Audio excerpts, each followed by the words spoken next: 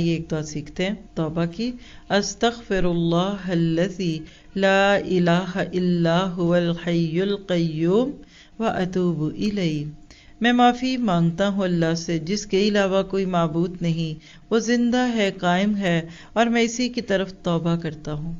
سنن نبی داؤد کی روایت ہے 1517. کیا پتہ چلا کہ زندگی میں جب کبھی گناہ ہو جائے تو اللہ کے سامنے آ جاؤ.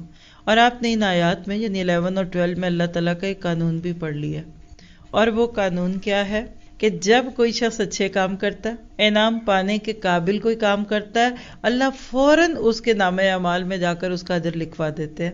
حدیث آپ نے پہلی سنی ہوگی. لیکن جب کوئی بندہ غلط کام کرتا ہے، کوئی گناہ کا کام کرتا ہے، تو اللہ فرشتے کو روک دیتے ہیں، اس کو ڈھیل دیتے ہیں تاکہ کوئی ایسی زندگی میں بات ہو جائے کہ یہ رخ موڑ لے. غلط طرف چل پڑا ہے، اس کو لینا رائٹ ٹرن تھا، اس نے لیفٹ لے لیا.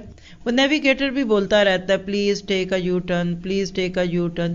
جب وہ دیکھتا ہے نا کہ آپ بھی سٹبن ہو گئے ہیں کافی ایک دو بار کہہ کے، پھر وہ بیچاری وہاں سے رستہ ری روٹ کر کے اب پھر ادھر سے جاؤ ادھر جاؤ، اور نیچے آپ دیکھتے ہیں کہ وہ 3 گھنٹے کا سفر جو تھا وہ 3 گھنٹے 5 منٹ کا ہو چکا ہوتا ہے، اور کبھی تو 3 گھنٹے 50 منٹ کا بھی ہو جاتا ہے اگر ادھر ایگزیکٹ ہی کوئی نہ ہو.